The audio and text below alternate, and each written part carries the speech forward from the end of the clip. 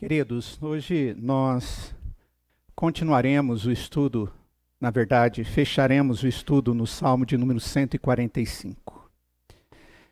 O Salmo 145 foi para nós uma grande motivação nesses últimos domingos, porque o Senhor tem verdades enormes a nos mostrar nesse texto. Como vimos até aqui, é um salmo onde os estudiosos dizem que é a grande joia de Davi, joia de adoração, de contemplação do Senhor e de ensinamento. Nós vimos no primeiro estudo que Davi, a primeira coisa que ele destaca, que ele mostra para nós, é a grandeza de Deus. Ele faz os nossos olhos contemplarem o Senhor que está nos altos céus, mas também o Deus que se manifesta no nosso meio.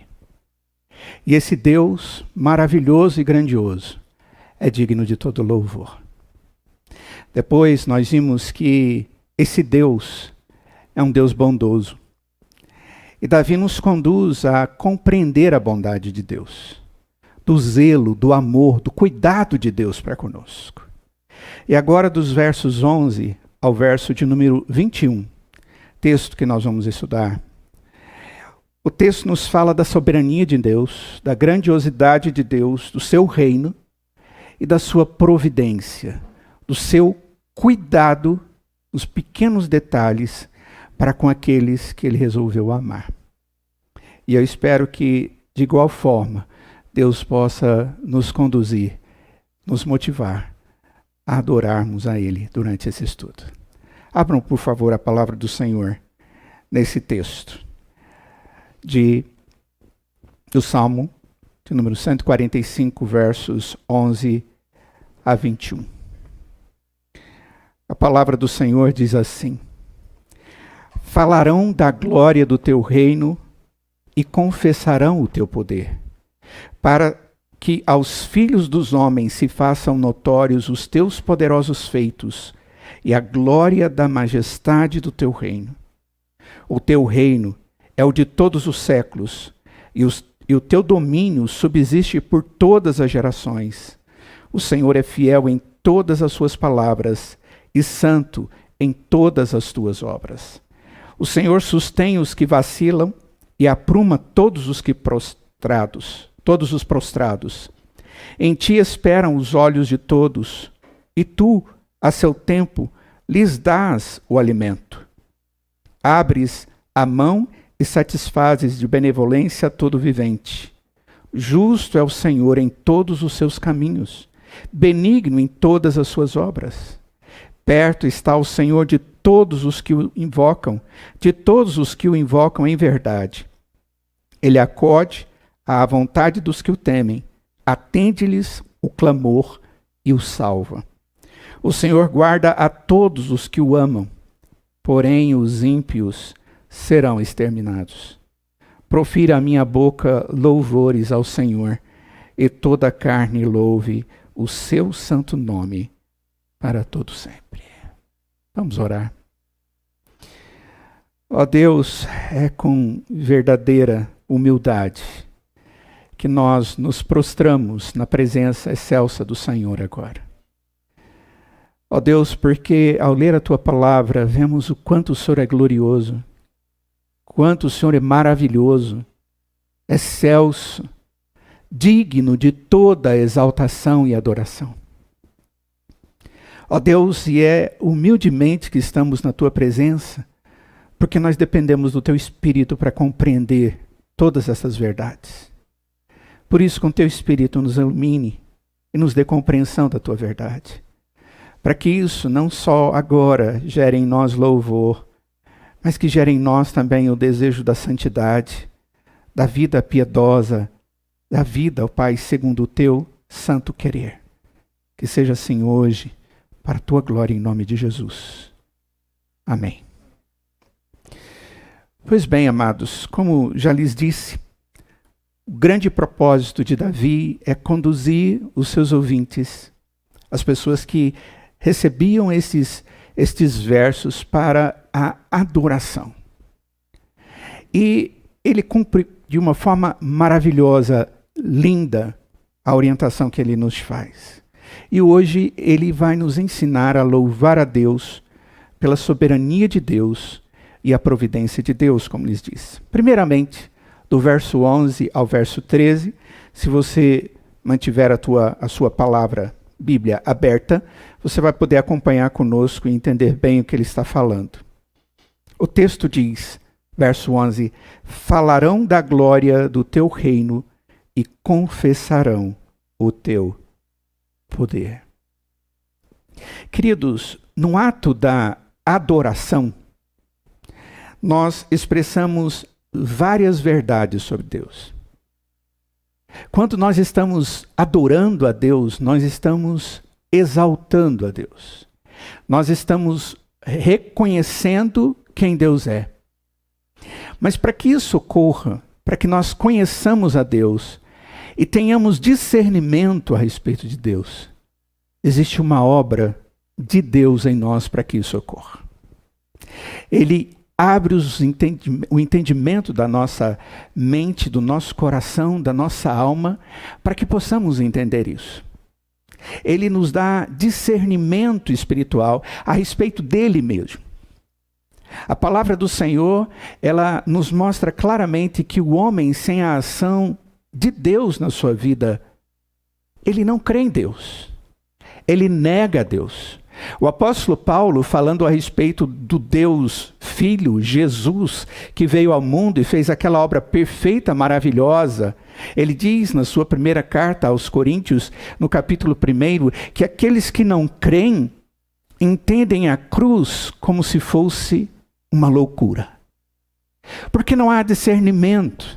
Mas a partir do momento que Deus abre o nosso entendimento, e através da palavra nós podemos conhecer a esse Deus de maneira teórica para a prática, nós adoramos ao Senhor, nós glorificamos ao Senhor. Nós falamos das verdades que nós estamos conhecendo agora através da revelação contida na Escritura, na criação e nos atos de Deus. Por exemplo, nós exaltamos a bondade de Deus, porque a Escritura nos diz que Deus é bondoso, mas também porque nós desfrutamos da bondade dele.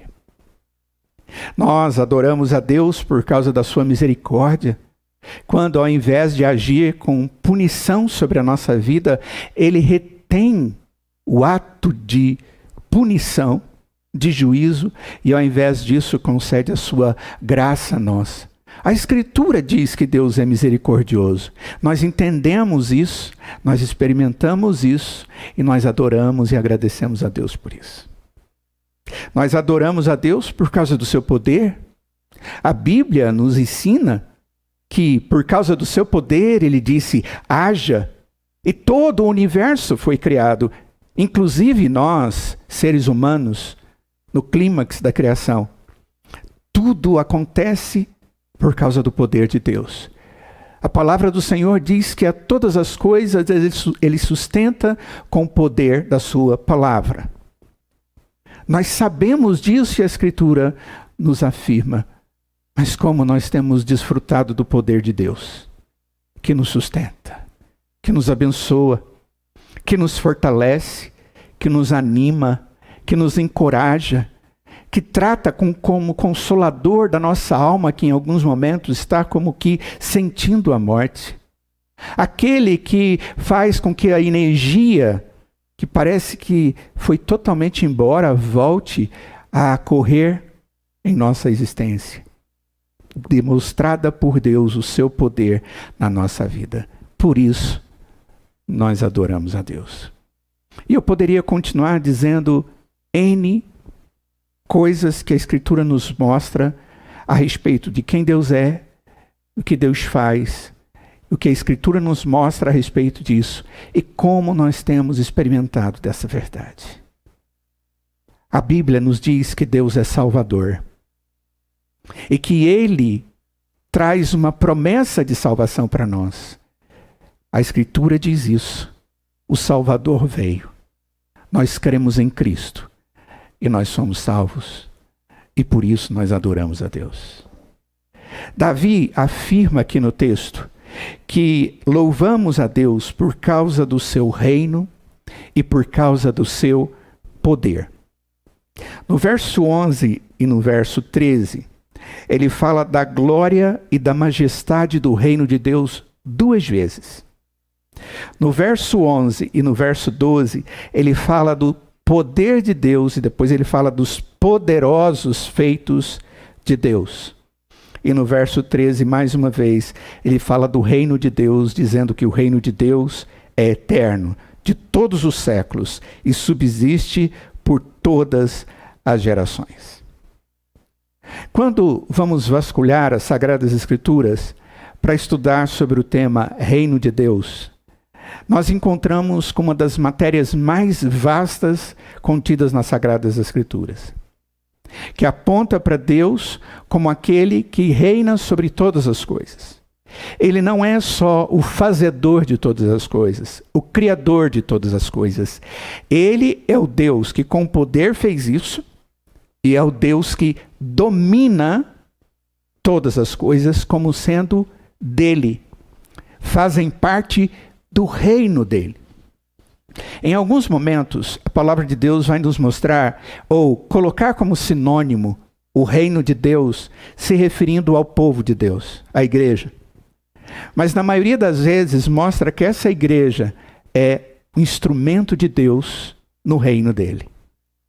Como que colocando algo especial para a igreja, com referência ao reino de Deus. Mas quando a Escritura, de uma maneira geral, fala a respeito do reino, se refere ao ato de Deus ter feito algo que é para ele, antes de tudo. Que cumpre o propósito dele, no qual ele faz sempre cumprir segundo a sua boa vontade. Então, como lhes disse, a doutrina do reino de Deus ela é vasta. A informação a respeito disso na Escritura é grande. Mas olha só o que Davi diz aqui para nós.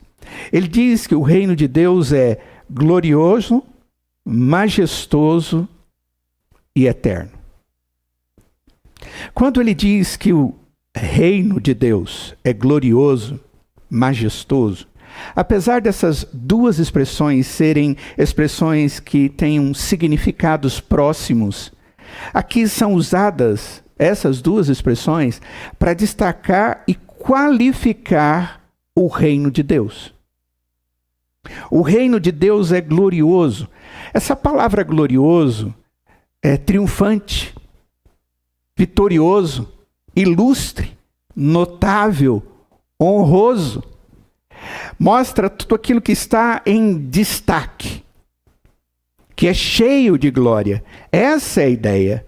Só que a glória não está no próprio objeto criado por Deus, mas está no Deus que criou todas as coisas com propósito. E faz com que todas as coisas tenham o propósito dele sendo cumpridos. E por isso é glorioso.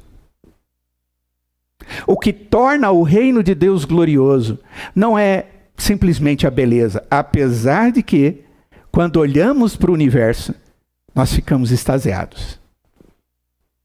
Cada um de nós já teve a oportunidade de ver aqueles programas que passam na TV a respeito da natureza, de uma maneira geral. Alguns deles são tão belos, imagens tão lindas, e nós ficamos falando como alguém pode não acreditar em Deus. Nós nos alegramos com aquilo. E nós olhamos quando estamos num lugar afastado da cidade para o céu e vemos aquele céu estrelado, lindo, maravilhoso, e pensamos, isso não é nada, perto de toda a beleza que Deus criou no universo. Realmente é tudo belo, é tudo muito glorioso, mas a glória de toda essa criação está no Deus que o fez. A glória e a glorificação tem que ser ao Deus criador e sustentador de todas essas coisas. O reino de Deus é glorioso porque ela comunica a Deus.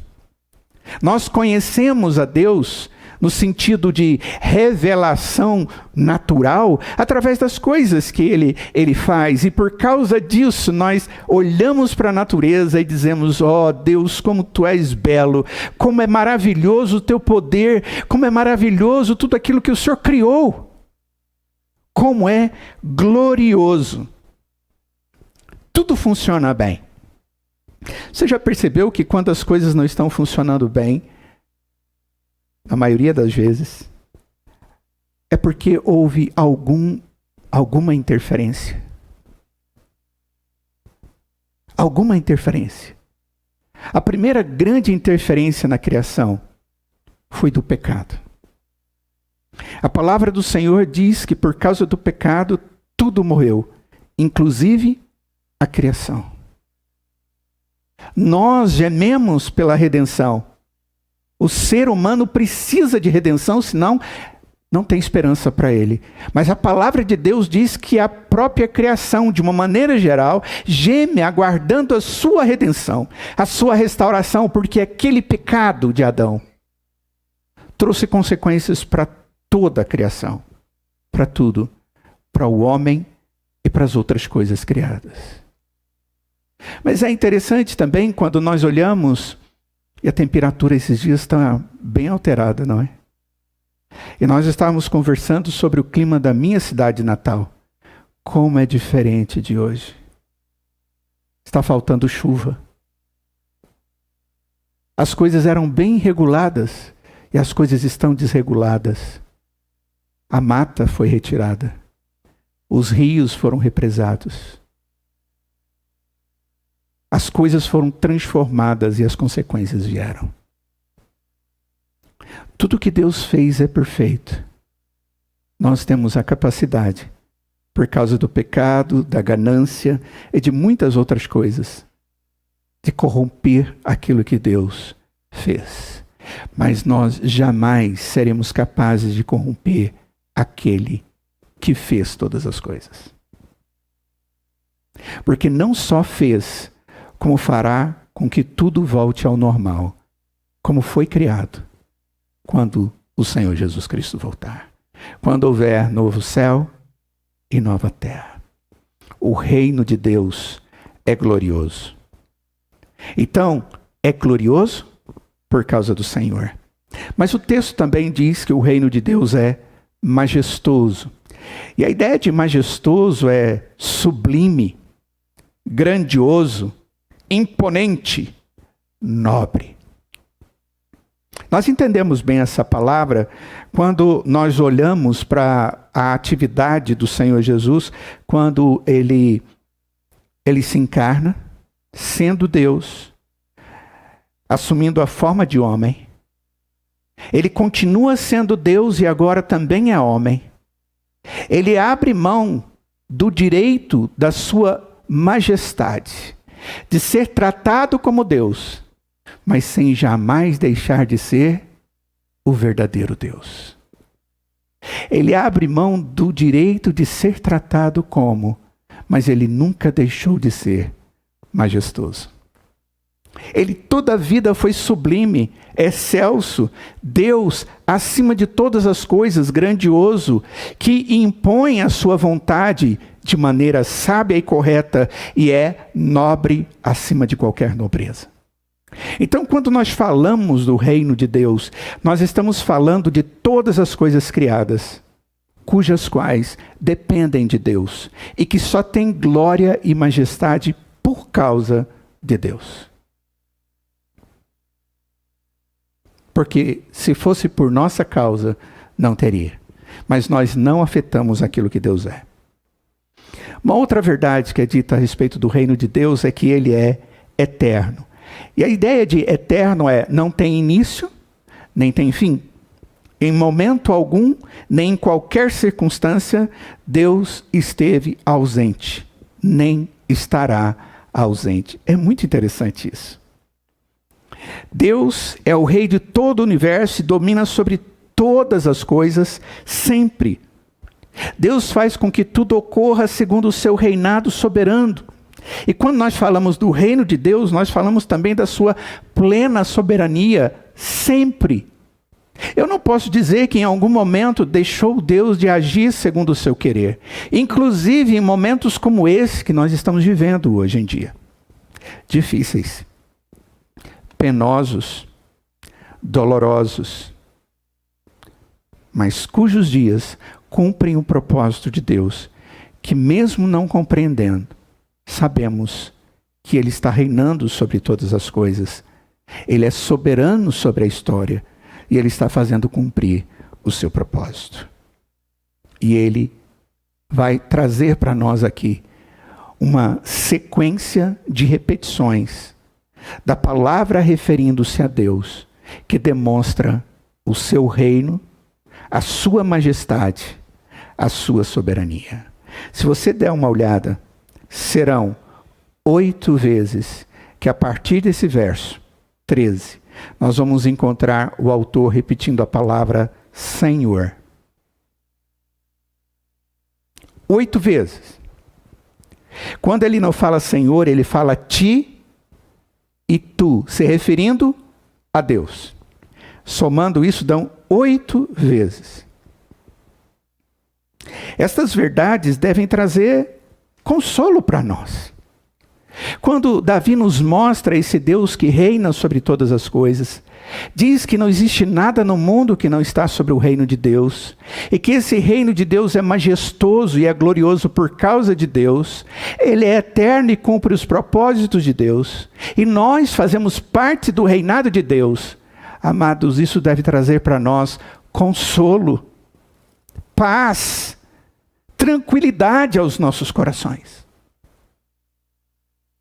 Porque todas as vezes que nós queremos trazer respostas, soluções, trazer conserto para tudo que refere-se à nossa vida, como se fôssemos capazes disso, sem Deus, nós perdemos exatamente aquilo que somente o Senhor pode dar: consolo e paz ao nosso coração.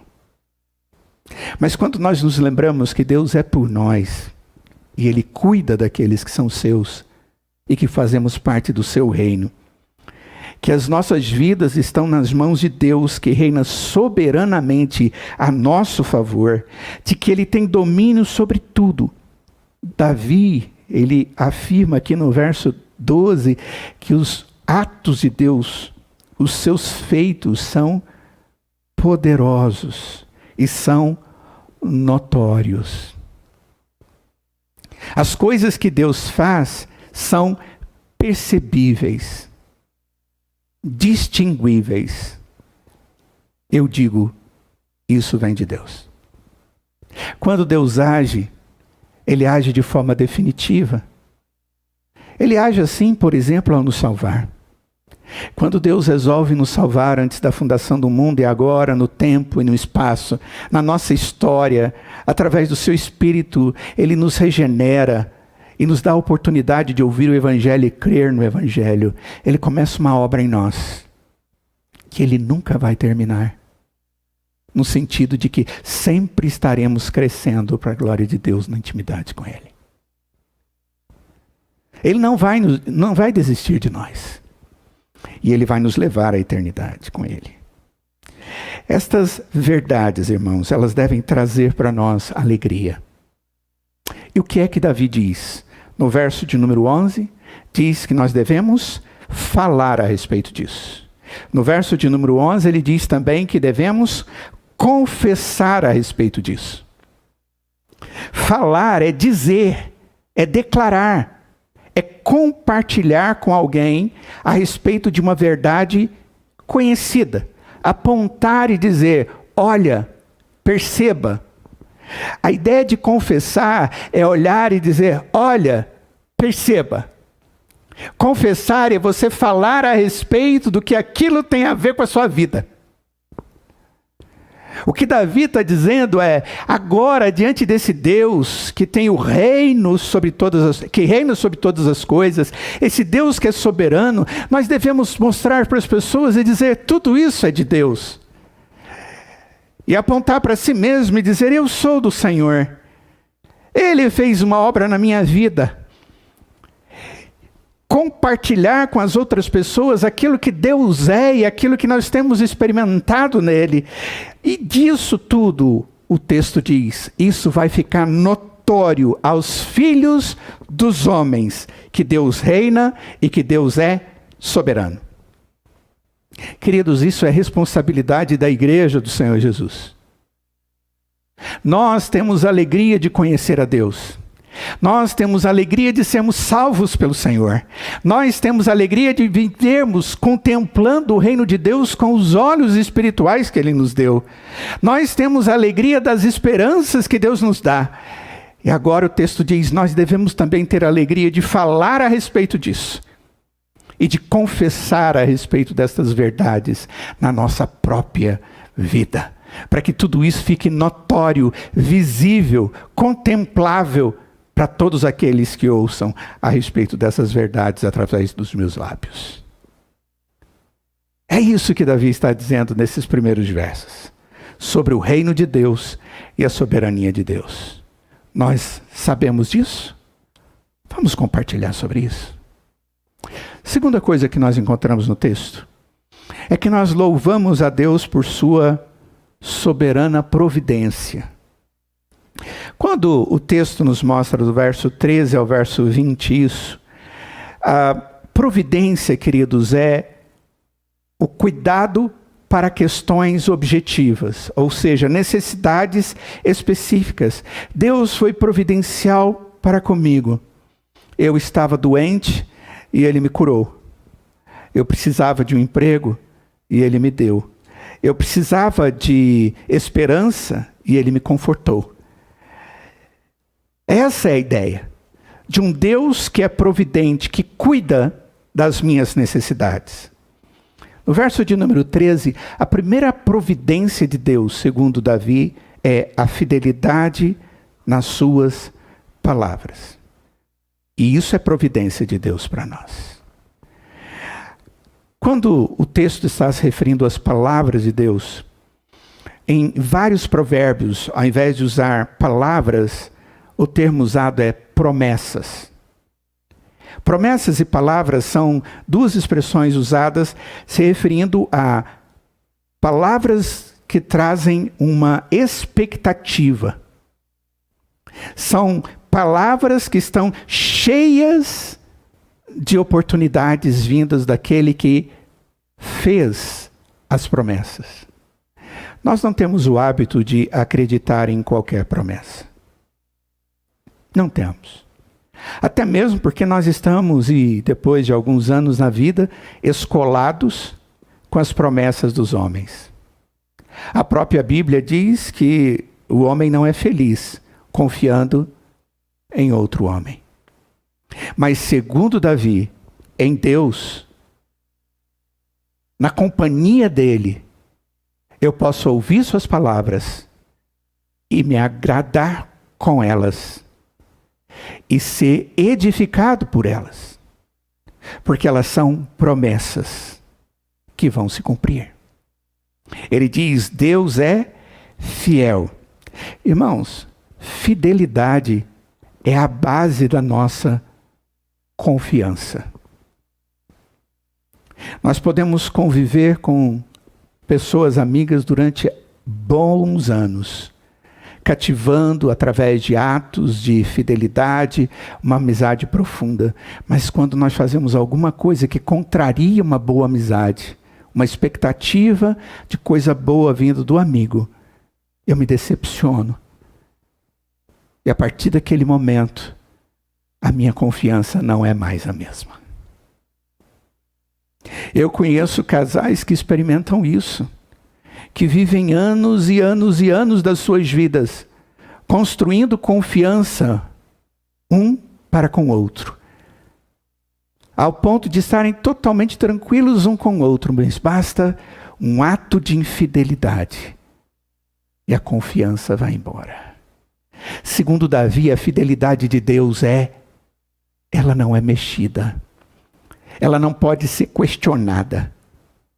A fidelidade das palavras dele, das promessas de Deus.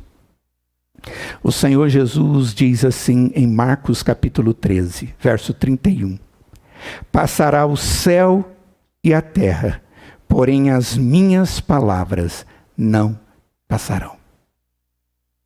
O que o Senhor Jesus está dizendo é, olha, as outras coisas todas que estão aí foram feitas, vão terminar, vão perder seu valor, mas as minhas palavras permanecem sendo as mesmas, válidas, porque quem valida a palavra de Deus, a promessa de Deus, é o próprio Deus.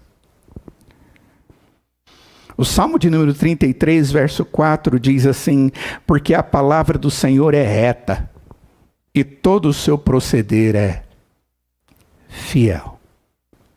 O apóstolo Paulo, quando escreve a Timóteo, e ele quer falar alguma coisa de importante para Timóteo, enfatizando aquilo que ele está dizendo como algo do Senhor, ele diz, fiel é a palavra. Ele repete isso algumas vezes nas 2 cartas que ele escreve a Timóteo. Fiel é Deus.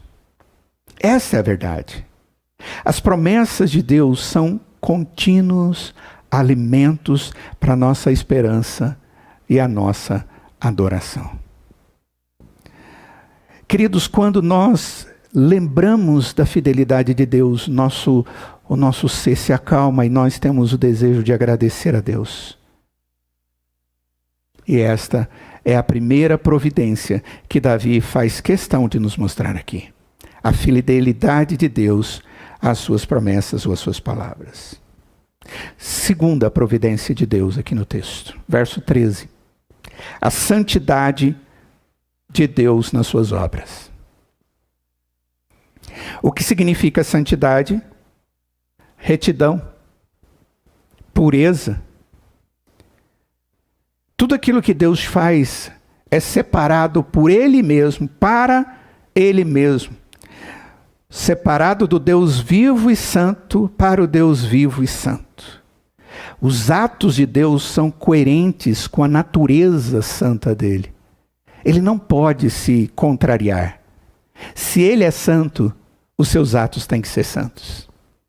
E Davi está dizendo, irmãos, quando nós convivemos com Deus e Deus faz alguma coisa, tudo que ele faz a nosso favor, ele faz de maneira santa, boa, sem mácula, sem nenhum comprometimento.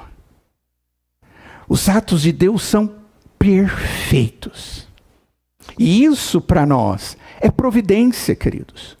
Porque Ele não só nos traz as suas promessas, como Ele traz o seu cumprimento de maneira perfeita. As suas promessas Ele cumpre. E os seus atos são santos. Salmo de número 135, verso 6 diz, o Senhor faz tudo o que lhe agrada, nos céus e na terra, nos mares e em todas as suas profundezas. Tudo o que Deus faz, Ele faz de tal forma que Ele se agrade. Então, cuidado para que você não esteja questionando a Deus quanto aos atos que Ele tem feito. Nós precisamos confiar nele e agradecê-lo por isso. Tem mais, verso 14. Ele nos diz, no verso 14, que Deus sustenta, suporta os que vacilam, os que estão caídos, e apruma, levanta os prostrados, aqueles que estão sem forças no chão, está descaído, sem condição de levantar. Olha só, a providência de Deus, quando Ele ama, Ele cuida, Ele demonstra o cuidado que o Senhor tem para com os fracos, caídos e prostrados. O apóstolo Paulo, escrevendo a respeito do tratamento das pessoas que passam por problemas, principalmente por causa dos seus pecados, ele sugere à igreja que esteja cuidando dessas pessoas.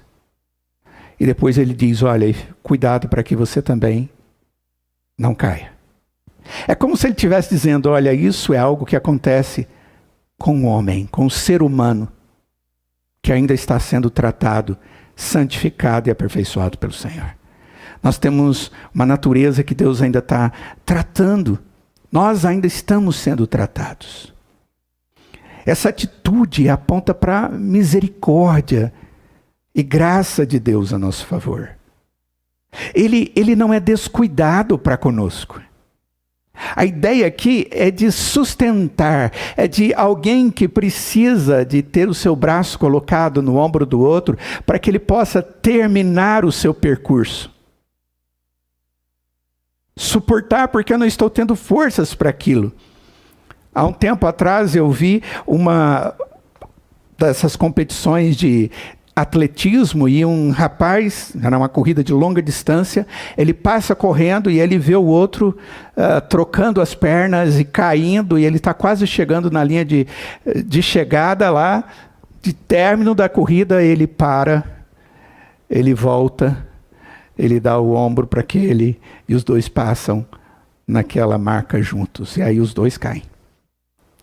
Porque as forças que ele tinha a mais, ele emprestou para aquele que já estava caindo, para que os dois pudessem chegar onde deveriam chegar. A grande diferença disso é que Deus nunca vai estar cansado. Ele nunca vai estar desvalido. Ele sempre terá energia e sempre terá poder para nos sustentar. Ele é sempre aquele que não vai permitir que meus pés vacilem no sentido de sair do prumo, do rumo, da vereda da justiça, do caminho da justiça, como é dito no Salmo de número 23. Deus não abandona aqueles que Ele resolveu amar. Isso é providência, irmãos. É maravilhoso saber disso, e devemos nos alegrar, e devemos agradecer a Deus. Em Jeremias capítulo 29, no verso 11, é o início de um texto que diz assim, que é muito conhecido por nós, diz assim: eu é que sei que pensamentos tenho a vosso respeito, diz o Senhor, pensamentos de paz e não de mal, para vos dar o fim que desejais. Olha só, Deus, Ele nos ama. Essa palavra era uma palavra para um povo que vivia um momento de cativeiro por causa da desobediência deles. Eles haviam sido um povo que havia rejeitado a boa vontade de Deus, haviam desprezado a Deus, e Deus, por disciplina, permitiu que eles fossem levados cativos. E agora esse Deus diz para eles: olha, eu é que sei que pensamentos eu tenho a vosso respeito. Já cumpri a disciplina, ela tem o seu propósito, eu tenho o propósito agora de paz e não de mal, para fazer acontecer aquilo que vocês desejam, serem resgatados. Olha que palavras o Senhor traz. Para quem? Para o seu povo, para a sua igreja, para aquele povo que Ele resolveu amar e conceder a eles as promessas eternas. Mas tem mais providência aí. No verso de número 15 e no verso de número 16, o texto nos traz uma sequência muito interessante. O texto fala daqueles que esperam, que têm os seus olhos esperando, né? Olhos esperançosos. E o texto diz: olha, aquele que tem os seus olhos esperançosos, ele dá o alimento. Ele abre as mãos e satisfaz com benevolência. Esses dois versos, o que Davi está nos mostrando é como Deus supre nossas necessidades. Aqueles que têm seus olhos de esperança em Deus, eles serão atendidos, segundo a divina graça. É isso que Davi está dizendo. Olha, se você tem os seus olhos naquilo que realmente pode suprir sua necessidade, fique tranquilo. Ele vai te dar, é o alimento. Ele vai te dar o bem que você precisa. Ele vai agir com benevolência e vai satisfazê-lo com a sua benevolência, com a sua bondade. Continuando naquela ideia, Davi está querendo nos mostrar aqui que todos estes atos de Deus, baseados naquilo que Deus é e como Ele quer que vivamos dentro do reino dEle, deve nos levar a olhar para Deus e adorá-lo. não por obrigação, mas por alegria e gratidão. Isaías 64, verso 4 diz: porque desde a antiguidade não se ouviu, nem com o ouvido se percebeu, nem com os olhos se viu, Deus além de ti, que trabalha para aquele que nele espera. Deus trabalha para aquele que nele espera, aquele que tem os olhos esperançosos no Senhor. Ele dá o alimento, ele abre as mãos e satisfaz com benevolência, diz Davi. O Salmo de número 27, no verso 14, diz: espera pelo Senhor, tem bom ânimo e fortifique-se o teu coração. Espera, pois, pelo Senhor. Verso 17. Davi diz que Deus é benigno em todas as suas obras. Ou seja, todos os atos de Deus são cheios de bondade. E esses atos de Deus, cheios de bondade, não nascem no coração de Deus por causa das nossas bondades, mas por causa da misericórdia do Senhor. Porque Ele resolve ser bondoso para conosco. Nós conhecemos o nosso coração e sabemos que somos pecadores. Verso 18, terminando o texto. Ele diz: Deus está perto dos que invocam em verdade, ou com verdade. Ele acode, atende e salva. O Senhor guarda os que o amam. Olha a sequência que o texto nos traz. Não existe nada mais confortante do que saber que o eterno e onipresente Deus, que está em todo lugar com todo o seu ser, sempre está ao nosso lado para cuidar de nós. Ele não só está ao nosso lado para ver o que está acontecendo. Ele está ao nosso lado agindo a nosso favor, cuidando de nós, livrando-nos do mal, suprindo as nossas necessidades. Estas são as verdades que Davi está trazendo aqui no texto. Se nós continuarmos o texto de Jeremias, capítulo 29, onde o texto diz: olha, eu sei que pensamentos tenho a respeito de vocês. Depois no verso 12 diz: então me invocareis, passareis a orar a mim, e eu vos ouvirei. Buscar-me-eis e me achareis, quando me buscardes de todo o vosso coração. Serei achado de vós, diz o Senhor, e farei mudar a vossa sorte. É exatamente o que Davi está dizendo no texto. Deus está por perto, perto daqueles que o invocam em verdade. Ele acode, ele atende, ele salva e ele guarda os que o amam. Deus faz o pacote cheio, completo. Ele não nos trata pela metade. Eu não preciso ter dúvida de como Deus age a meu favor. Se tenho a Ele como meu Deus, o meu Senhor, o meu Salvador. Se habito nessa terra como um filho de Deus, salvo pela graça do Senhor em Cristo Jesus, eu posso crer em cada uma dessas palavras que a palavra nos traz, que a Escritura nos mostra. E posso, por causa disso, agradecer a Deus.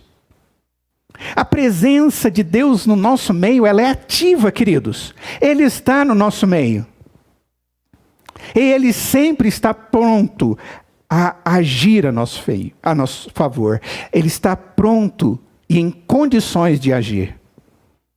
Paulo diz que Deus está perto. Filipenses capítulo 4. Ele diz: alegrai-vos no Senhor, outra vez digo, alegrai-vos.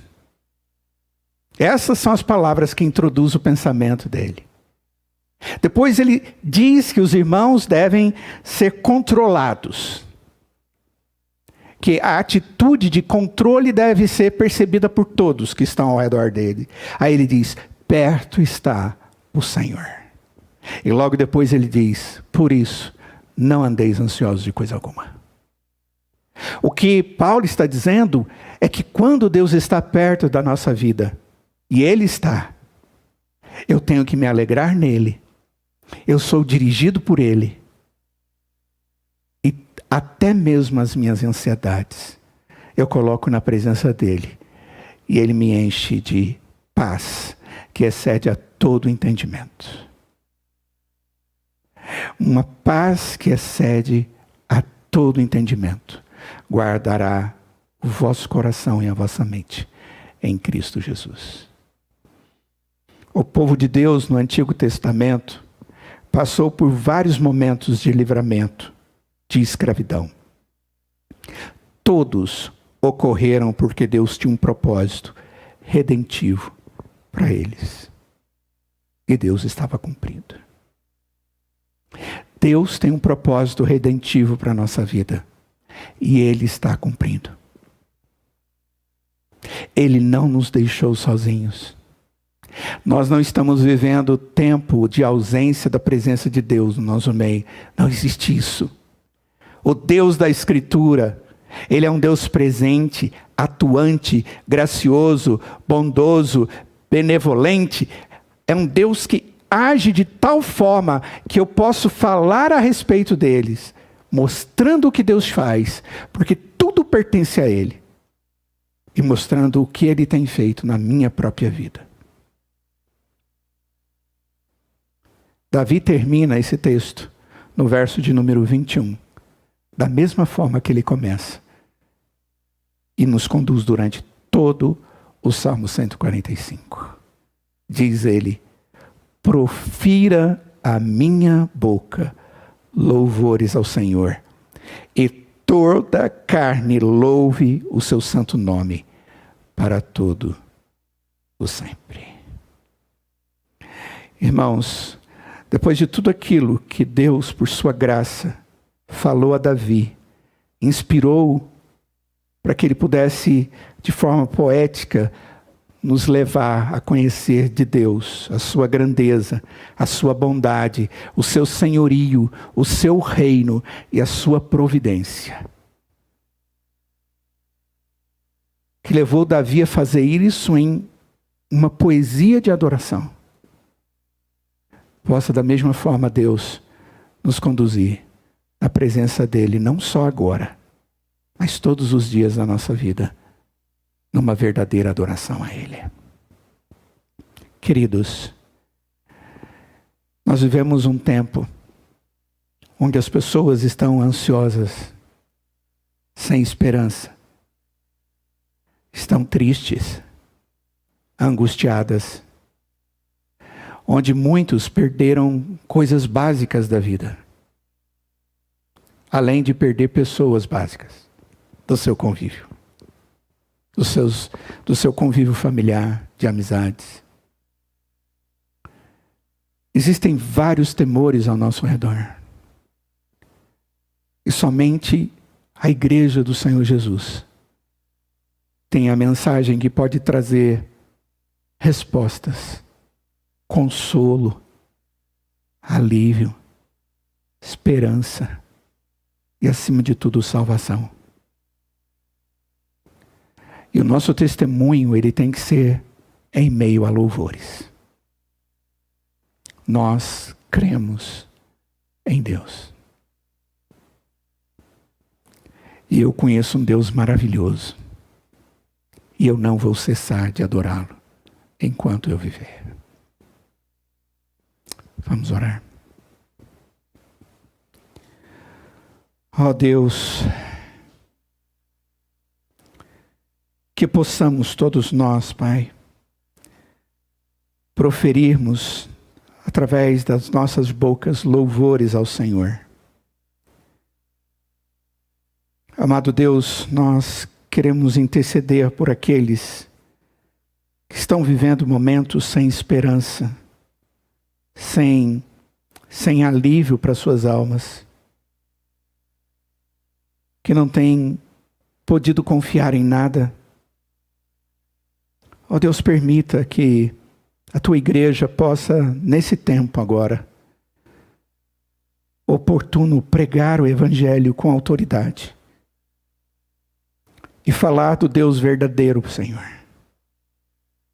Do Deus que tem palavras que se cumprem, que tem poder que liberta, que cura, que abençoa, e que acima de tudo tem um Filho que veio ao mundo para morrer pelos nossos pecados, e que o nosso Deus é Salvador. Ó Deus, nós exaltamos o Teu nome por tudo aquilo que o Senhor é. Exaltamos o Teu nome por tudo aquilo que o Senhor tem feito no nosso meio e na nossa vida. E pedimos que o Senhor continue abrindo os nossos olhos da alma, para que não passe despercebido nada da grandiosidade da Tua obra nas nossas vidas. Mas que ao contemplarmos tudo que o Senhor tem feito todos os dias, a cada instante, o Senhor retire de nós um perfeito louvor e gratidão a Ti. Louvado seja o Teu nome, ó Pai. Nós oramos e agradecemos em nome de Jesus. E imploramos que a graça do Senhor Jesus, que o amor de Deus o Pai, que a comunhão e a santa consolação do Espírito Santo de Deus esteja sobre cada um de nós hoje e para todo sempre. Amém.